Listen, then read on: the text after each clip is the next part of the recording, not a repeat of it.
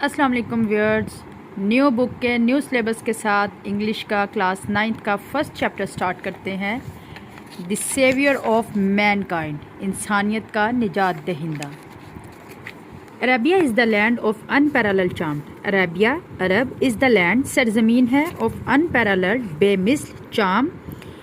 And beauty, اپنی خوبصورتی اور حسن و زیبائی میں، ود اٹس ٹریکلیس، اپنے بے راہ ڈیزرٹ صحراؤں کے ساتھ، آف سینڈ ڈیونز، ریت کے ٹیلوں،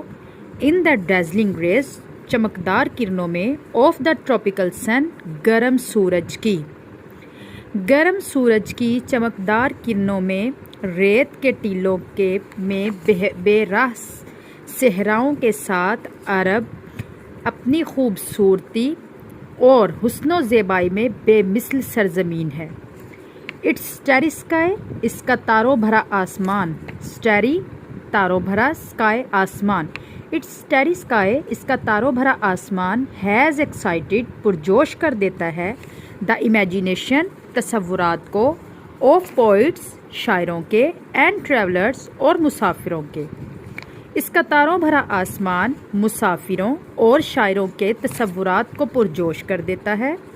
it was in this land, یہ وہ سرزمین تھی، دیٹ دا رسول اللہ صلی اللہ علیہ وسلم،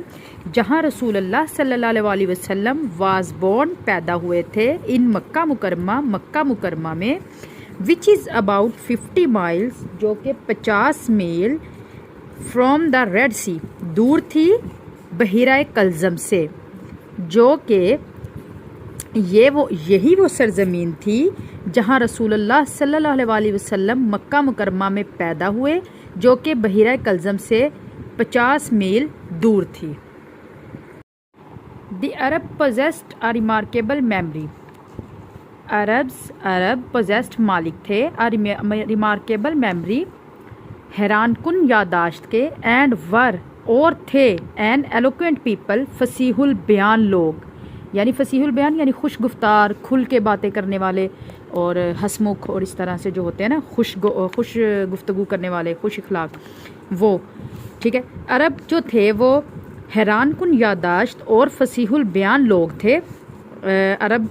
حیران کن یادداشت کے مالک تھے اور فصیح البیان لوگ تھے۔ دیئر ایلوکوینس، ان کی فصیح البیانی یعنی ان کی جو گفتگو کا انداز تھا، خوش گفتاری جو تھی وہ، اینڈ میموری، اور یادداشت، فاؤنڈ ایکسپریشن، پائی جاتی تھی، اس کا اظہار جو ہے وہ پایا جاتا تھا، ان دیئر پوئٹری، ان کی شاعری میں، ٹھیک ہے۔ ان کی فصیح البیانی اور یادداشت کا جو اظہار تھا ان کی شاعری میں پایا جاتا تھا۔ ایوری ایئر، ہر سال، افیئر، ایک میلہ، واز ہیلڈ، منعقد ہوتا تھا، فار پوئٹیکل کمپٹیشن،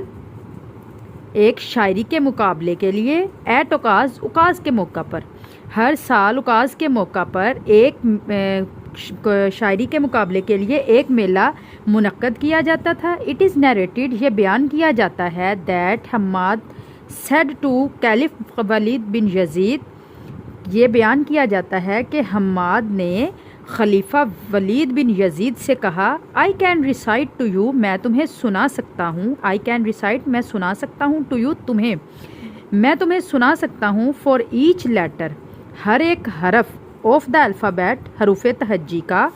100 لانگ پوئمز، 100 لمبی نظمیں، وداؤٹ ٹیکنگ، بغیر لیے ہوئے، انٹو اکاؤنٹ، سہارا، شارٹ پیسز، چھوٹے ٹکڑوں کا، اینڈ آل آف دیٹ، اور ان تمام کا، دیٹ واز کمپوزڈ، جو کہ جمع کی گئی ہوئی ہے یا بنائی ہوئی ہے، ایکسکلوزیولی بائی پوئٹس، شاعروں کی طرف سے، بیفور دا پروملگیشن آف اسلام، اسلام کی آمد سے پہلے،